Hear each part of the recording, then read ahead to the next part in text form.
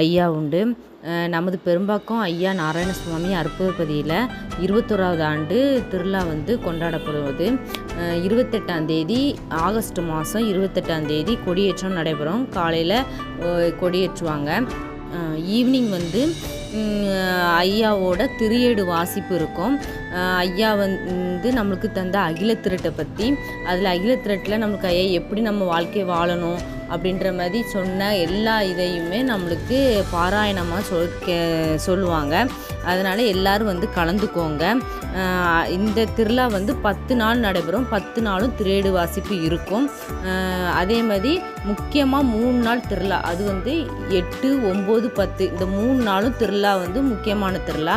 அது எப்போ நடக்கும்னா செப்டம்பர் 4, 5, 6 இந்த 3 நாளும் முக்கியமான திருவிழா. 4வது 8ஆம் திருவிழா பார்த்துக்கோங்க. அதில் ஈவினிங் விளக்கு பூஜை இருக்கும்.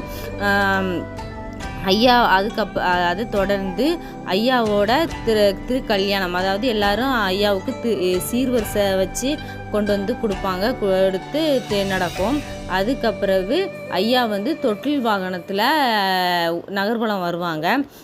இது 8ஆம் திருவிழா அன்னைக்கு நைட் நடக்கும்.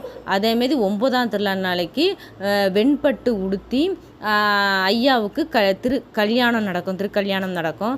அதுக்கு அடுத்த நாள் 10ஆவது நாள் மதியம் பணிவிடம் முடிஞ்ச பிறகு ஐயா அருள்வாக்கு சொல்லுவாங்க. அதுக்கப்புறவு நைட்டு ஐயாவுக்கு பட்டாபிஷேகம் நடக்கும். அதுக்கப்புறம் அதே தொடர்ந்து இந்திர வாகனத்தில் ஐயா நகர்வலம் வருவாங்க. அதுக்கப்புறம் அடுத்த நாள் காலையில் கொடி இறங்கி 10 நாள் திருவிழா முடிவு வரும். இதில் எல்லா நாளுமே அன்னதானம் உண்டு. தானத்தில் சிறந்த தானம் கண் தானம் தான் அப்படின்னு சொல்லுவாங்க. அப்படிலாம் கிடையாது. தானத்தில் சிறந்த தானம் அன்னதானம் தான். ஏன்னு தெரியுமா? நம்ம எந்த உயிராக இருக்கட்டும், அதுக்கு பசிக்கு இருக்கும்போது அந்த பசியை நம்ம ஆற்றும்போது அதில் கிடைக்கிற சந்தோஷம் அப்படிங்கிறது மிக அதிகமானது. நம்மளுக்கு அதில் ஒரு மன நிம்மதி கிடைக்கும். அதனால் கன்ஃபார்மாக தானத்தில் சிறந்த அன்னதானம் தான். 10 நாளுமே அன்னதானம் உண்டு. எல்லோரும் கலந்துக்கோங்க. அதே மாதிரி ஐயா சொன்ன ஒரு இது, நல்லோரிடத்தில் தர்மம் நாள்தோறும் பொங்குதப்பா அப்படின்னு ஐயா சொல்லியிருக்காங்க. அதுக்கேற்றாப்புல நம்ம எல்லாருமே அன்னதானத்துக்கு தங்களால் முடிஞ்ச பொருளாகவோ இல்லை ஒரு பணமாகவோ ஏதோ ஒரு வழியாக நம்ம அன்னதானத்துக்கு உதவி பண்ணுங்க.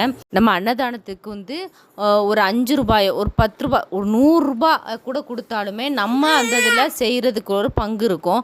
அப்போது அந்த இதில் என்ன ஆகும்னா நம்மளுக்கு அந்த ஒரு சாப்பாடு அந்த அன்னதானம் வழங்கும் போது நிறைய பேர் 100கணக்கான பேர் சாப்பிடுவாங்க. அப்போ அவங்க செஞ்ச புண்ணியம் நம்மளுக்கும் கிடைக்கும். அதனால தான் எல்லாருமே அன்னதானம் பண்ணுங்க அப்படின்னு சொல்கிறாங்க.